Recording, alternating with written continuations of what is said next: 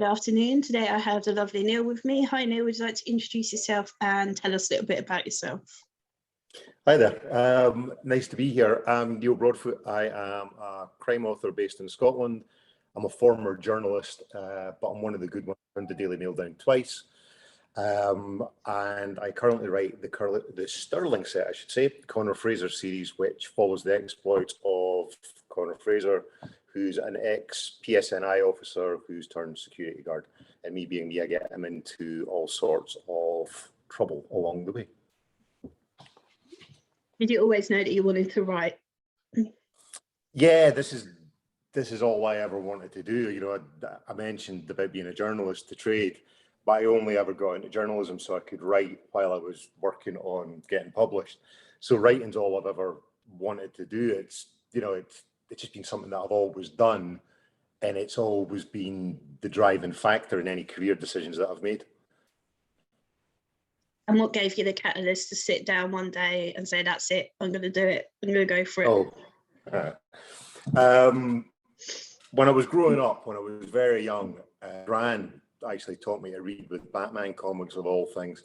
And I remember sitting on her knee getting taught how to read through these comics. Excuse me. And I'd always said to her that I was going to dedicate my first book to her. But life got in the way, marriage, kids, the usual stuff. And it kind of faded to the sidelines. And my gran passed away. And then we were watching an old family video. And when we were watching it, my gran came onto the screen and she started speaking. And I realized I'd forgotten the sound of her voice. And I don't know what that did to me, but it was a case of, right, I'm doing this now. I don't care what I've got to do. I don't care how I'm going to do it, but this is happening now. I was working at the Scotsman at the time. I took a walk during my lunch break and I went up by the Scott Monument. And I was in such a foul mood thinking, how am I going to do this? How am I going to do this? I've got to do this. I looked at the Scott Monument and thought, it's a beautiful day. And me being in the mood that I was, I thought, I'm going to throw somebody off the top of that. Right. So I wrote the start of what became my first book, Following Fast, of somebody coming off the top of the monument. Were they pushed? Was it suicide, etc., etc.? And I just chased it from there. And then I did the one thing you're not meant to do. I wrote the first few chapters and stuff, sent it off. Publisher comes back and says, this is great. Can I see the rest of it? I said, yes. Can I have a week to polish it, please? Back home, typing like a maniac to get it finished. Sent it off. And eventually, through iterations and stuff, Falling Fast went on to be nominated for the Dundee Book Prize and what was the bloody Scotland Book of the Year award. And it just kind of went from there. So that was the kind of impetus for it, was finding that video, and that just drove something into me that said, right, I am doing this now. Wow. Since you sat down that day and decided, what's been harder than you expected and what's been easier than you expected? Oh, good question. Harder than expected was probably getting to the initial point of getting published, to get somebody interested, because I had this interest and then it kind of wavered and went around, and you had to be unpublished to go for the Dundee Book Prize, so there was all these kind of difficulties and stuff. I think the second hardest thing to do for me was, because Falling Fast came out, because it did get all that notoriety and stuff, it was, all right, I'm here, I've done this, brilliant. And then my publisher at the time, turned around and said, right, that's great, do it again. And I kind of went, okay, how do I do this again? Try to, get back into the rhythm of doing a contracted writer. The easiest thing is, I suppose, being accepted in the crime writing community, because it's such a strong, and the people that are so supportive, they walk in, and these people who you've read coming up and being an aspiring writer are suddenly saying, oh, Neil, your book, that was great, thanks, come on, you want to go for a pint, that type of thing. So I think that was probably the easiest thing. But overall, I wouldn't say anything's been overly hard. It's just been a great journey. It's been a great journey since 2014, and it's still progressing, so who knows what comes next. The Harrogate, the crime writing awards, maybe the daggers. One day I can but hope. You never know. There's some amazing names on there this year, though. I've got time. Yeah, exactly. Yeah, there is. There's a hell of a strong list this year. If you were to be picked up and transported into any of your books, which book would you choose? Oh God, with what I write, probably the children's book that I wrote from a wee girl. It's a good question, actually. I really do like No Quarter Given, the one that I've just done, the one that's out today or just out. I kind of went to a different place with that one, but I really wouldn't like to get too close to Connor's world, because as much as he's a nice guy and he tries to do the right thing, he seems to attract a fair bit of trouble. So maybe I'll just, I'll plead the fifth, and I'll stick with, I'll get transported into the kids' book that I wrote from a wee girl, and we'll just leave it there. Okay. And if you were able to take out any of your characters for a meal, who would you choose and what would you ask them? None of them. They're all cursed. There must be one nice character.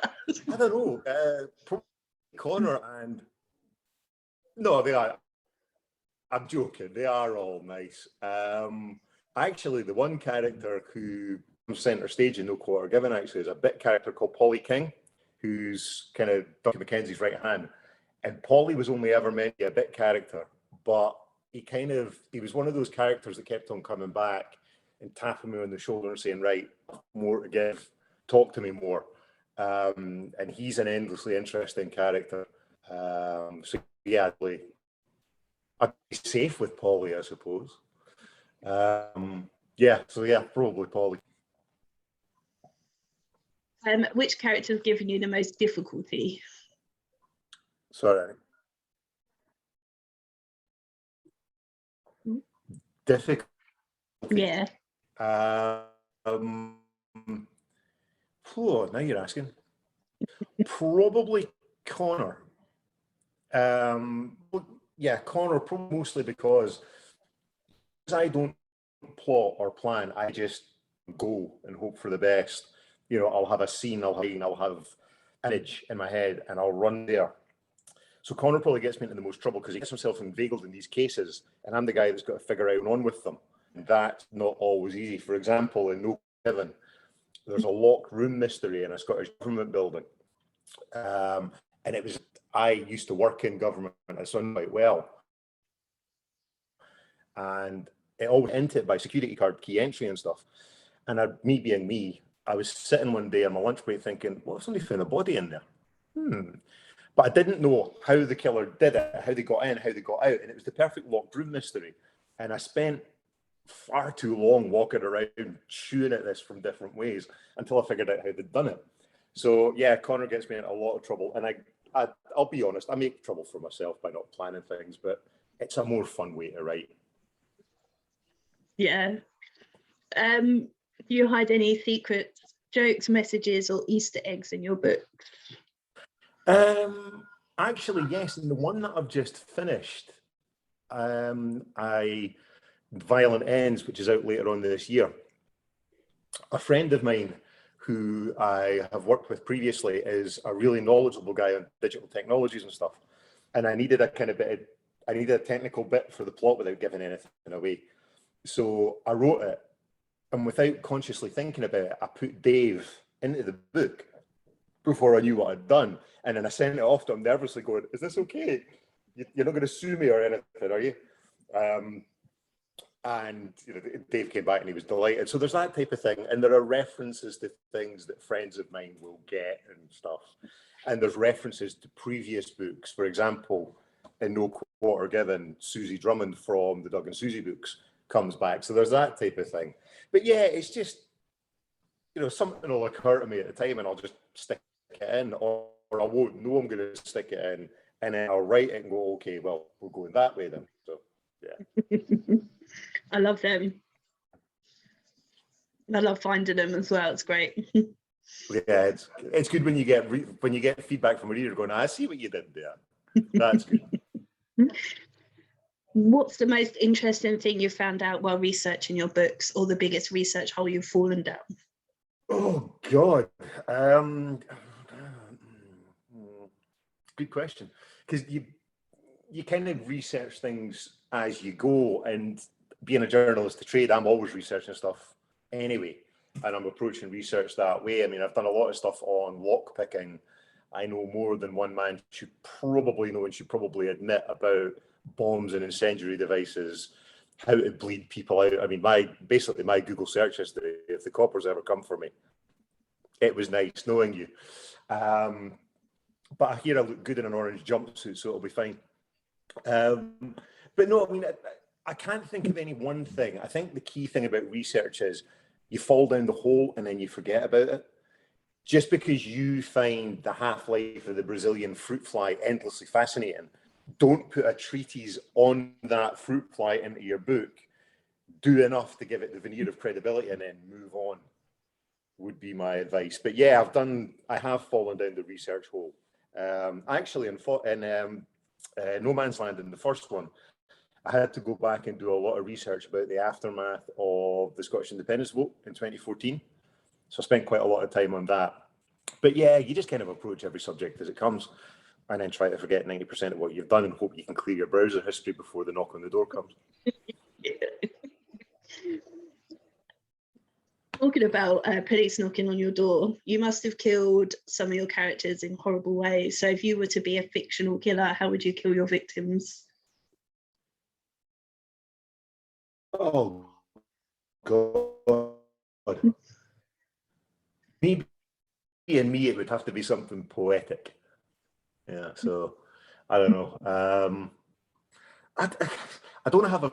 See, this is going to sound weird, and this is going to be another reason why people are going to be knocking on my door. But I don't know how I'm going to kill someone in the book until I kill them, or the rough idea will just flash into my head. For example, I'm going to kill somebody off the first book in the series.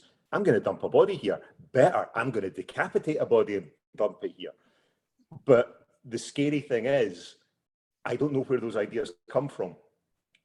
There must be a wee demon chortling around in the back of my head that throws these things up now and again when situations arise, but I don't know. So I can't answer what's my favourite way because I've probably not come across it yet. So you've never pictured killing someone that you really despise in any particular way? I never said that, and I can't comment on that because there might be lawyers watching. And that goes back to the Easter egg story that we were talking about earlier on. There's one killing, I'm not going to mention the book, I'm not going to mention the scenario, but when I worked in newspapers, there's one killing that got me a lot of pints bought for me. I will hasten to add it was a complete work of fiction. Goes without saying. But I got a lot of handshakes, a lot of pats on the shoulders, and a lot of pints bought for me, and that's all I'm saying. Oh, brilliant. Everyone's going to be wondering now. Okay, so if you were fictionally killed, who would you want to solve your case? One of my own characters or any character generally? Up to you, entirely up to you. It would have to be Connor, because Connor would bring a fair amount of vengeance with him, because we know that Connor's quite a physical guy. So, yeah, I think Connor would get retribution for me.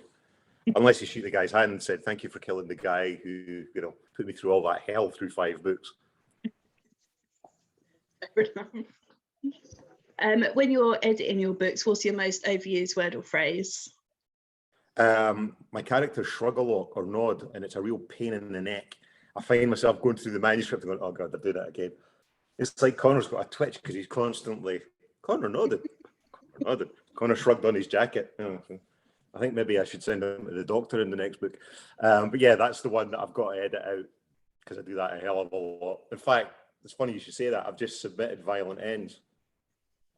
And when I was going through it, I was grinding my teeth. Oh, he's nodding again. Oh, he's doing this again. Oh, he's doing that again. But that's what editing's for, is to wheedle those things out.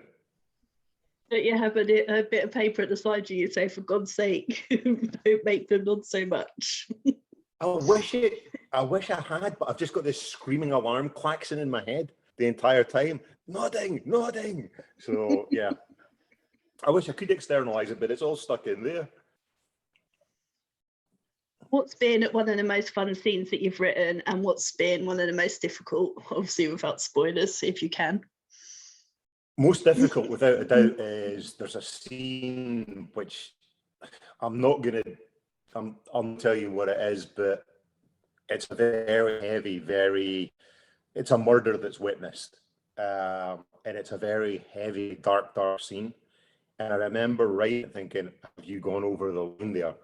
Because I was feeling, there's a bit where Connor's screaming at the screen saying, move, just breathe. And that was me effectively saying, move, just breathe. So yeah, I've done that. As for the fun stuff, the fights that I choreograph for Connor are always fun to write. I'm lucky in that I can block them out, and I'm working with a guy who is a professional fighter who I will run ideas past him and stuff. But I shouldn't admit this, but writing violence and killing somebody is fun. The key is not to be schlocky with it.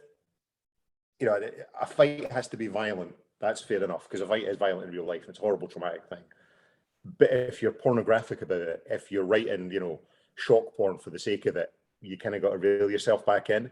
So there's a fine line between the fun that you're having and making it serve the plot and the narrative. And my God, if a psychologist ever watched this interview with me, what they'd make of me. If they watched most of my interviews, I think there'd be questions for me as well, so don't worry. When I was asked how I would kill someone, I said that I'd stab them 100 times without really thinking. And yeah, apparently that means, that needs looking into some. Yeah. So yeah, don't worry. We're all crazy. It's all good. That's fine. Yeah. Since you very first sat down and started to write, what's been your favourite moment, and what was your favourite first as an author? I think they're both the same, actually. Actually, no, they're slightly different. My favourite moment was when I knew Falling Fast was getting published. It was all coming together, and I wrote the dedication for my gran that's in the front of the book. That was my favourite, without a doubt, because it was that moment of something that I'd sworn to do to somebody who meant a hell of a lot to me was done. And that was it wasn't closing a chapter, it was that fulfillment and that completion. And I didn't know how much I needed that until it happened. Favorite moment is every time you walk into a bookshop and you see your book on a shelf. I've been really lucky that I've met most of my writing heroes. I've had people who I admire say some really, really nice things about me because of crime fiction and being a writer. I've made some of the closest friendships of my life through that. So yeah, there's just a stack of good moments. But for my favorite moment, it was writing that dedication and saying, right, I've done it. There you go. Do you get much feedback from your readers, and what's been the craziest or funniest feedback you've ever had? Yes, they have opinions, which is good. We like opinions. We welcome opinions. We don't welcome folks saying, you kind of turn down that one-way street because it's not there anymore. Like, it's a work of fiction. That's exactly the point. Not that I'm touchy about that at all. No, I totally over it, I can tell. My favourite bit of feedback was actually in relation to Polly, who we were talking about earlier on. I was doing an event, it was just before lockdown hit, I was doing an event in Dunblane at the library, talking to the reading group about the work and the books. And there was this old dear sitting in front, and she was basically the stereotype of your elderly Scottish well-to-do woman. The cardigan, the tweed skirt, the pearls, the perfectly permed silver hair, right? The false teeth that gleamed white, right? Just the epitome. And she sat there just at the front, nodding away very attentively, taking in everything. And at the end, she said, are you writing more, Connor, son? And this was when I was talking about The Point of No Return, which is the one before the one that's out now. No, sorry, it was earlier than that. It was No Place to Die. I was talking about the second book. And she said at the end, and son, are you going to write more? Yes, I am. Are you going to write Polly's story? Because I really love Polly and I'd like to know more about it. I said to her, yes, I am, because I had the vague idea for No Quarter Given at that point. She said, is that going to be the next book, son? I said, oh, no, I'm sorry, the next book's Point of No Return. Polly's after that. She says, well, could you hurry up and write them then, son? Because I might not be around for too much longer and I really need to know what happens with Polly.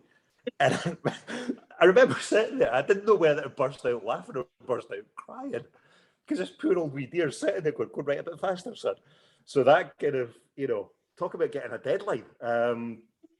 So that was kind of, That was my favourite moment of bloody hell. So yeah, that was good. You know, if she ever did read it, did you ever hear from her again? No idea. I should check in with Dumpling Library, actually. Yes. Oh, I love old people. They're great, aren't they? They just don't hold back at all.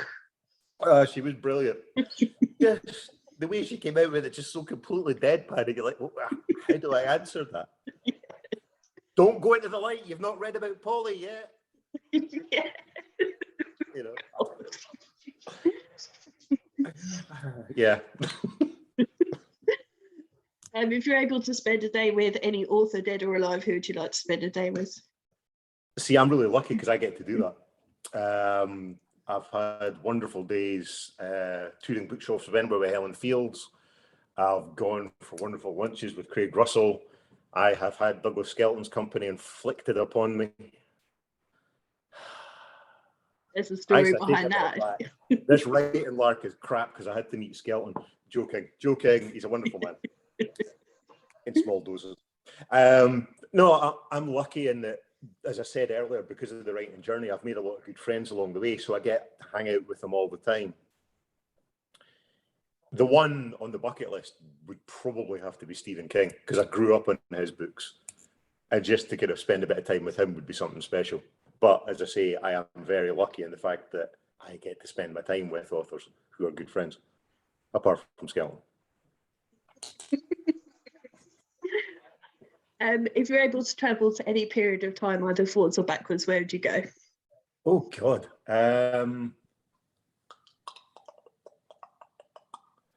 Oh, God, now you're asking. I honestly don't know. Where would I go? Right, you've stumped me. I officially do not know. The way things are going, I don't want to go to the future because I don't want to see what's coming up next. So it would have to be backwards. Where would I go? Probably go back to 5-year-old me in primary was it primary school? When I was given those scalded pink jotters and told you can write in them and say it's okay, everything will work out, you're not totally mad. That's probably where I'd go. But yeah, I'm definitely not going forward into the future. No way. No. Even getting tomorrow sometimes is iffy. So yeah, the future because Yeah. Imagine if you tried to sell this as a plot to your editor. No, sorry, too outlandish, too far-fetched. Exactly. Okay, who was your first celebrity crush?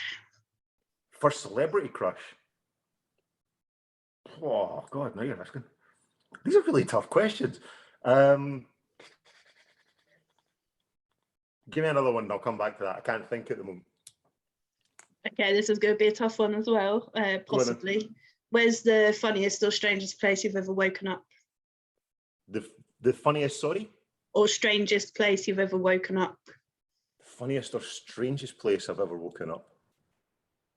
At a bus stop in Las Vegas. Okay. I'm not going into that story, but yeah, at a bus stop in Las Vegas. I'm assuming much alcohol was involved. I couldn't possibly comment, but my liver filed for divorce when we got home, so you know. Awesome.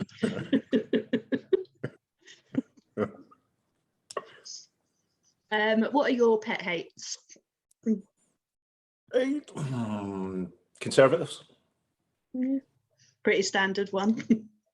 Ignorance, intolerance, lies, double talk, hypocrisy. Oh God, I am talking about the Conservative Party. Yeah, that type of thing. And professionally, a lack of editing. When you read something and it's obviously not been edited, but it's got through, that bugs me. But that bugs me on a professional level because I'll find a rogue comma or something and I find myself grinding my teeth.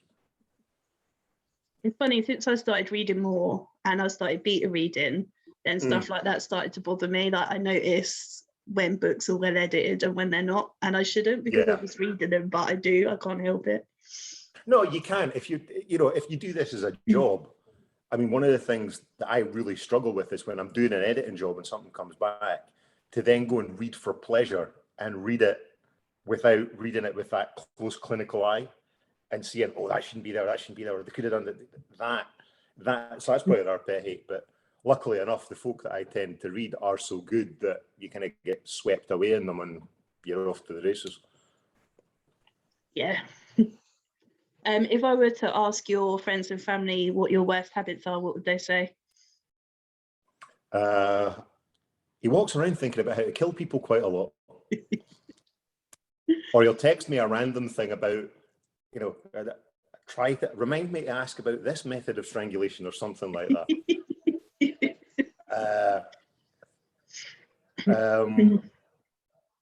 Yeah, can get too much into his own head when he's trying to figure out the problem he set himself in the latest book. But will we be seeing you at any of the festivals this year? I'll be around. I'll definitely go as per usual.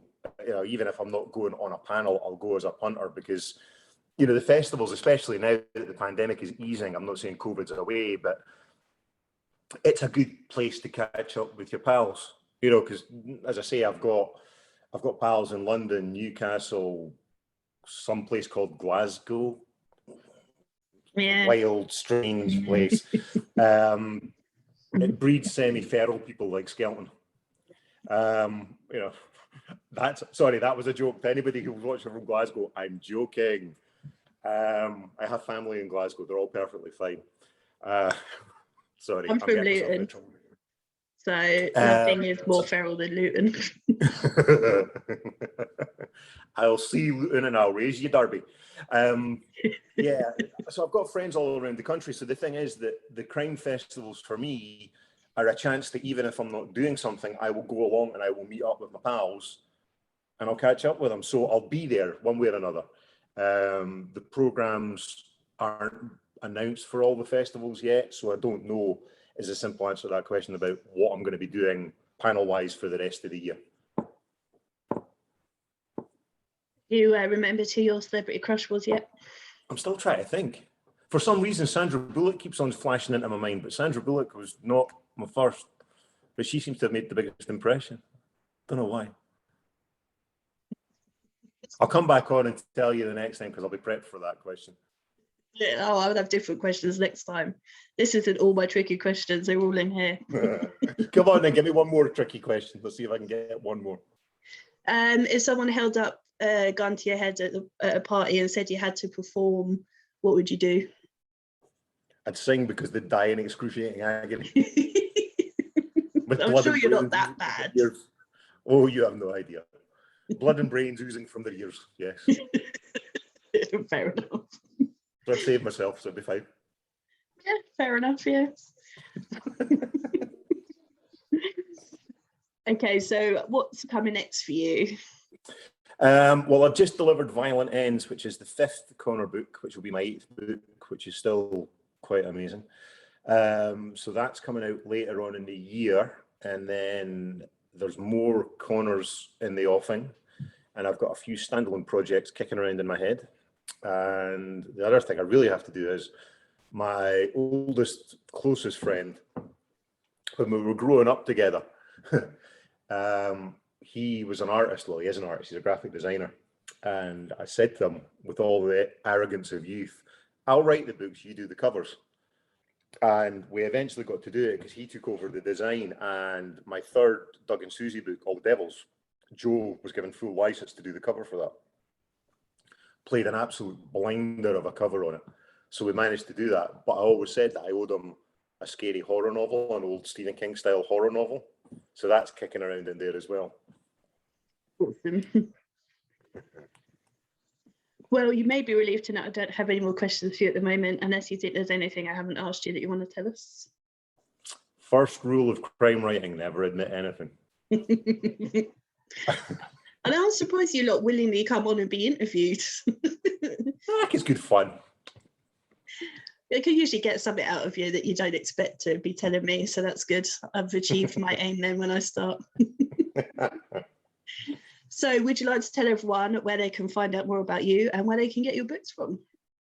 I'm on Twitter at NLBro. I'm on Facebook as Neil Broadfoot author. I do have a website, but I'm terrible at updating it, which is neilbroadfoot.com. But if you put my name in, you'll find it probably in relation to something horrible, but you know. And other than that, my books are available in all good bookshops, and this is the one that just came out in paperback. Yes, well, thank you very much. Thank you very much. Thanks for having me.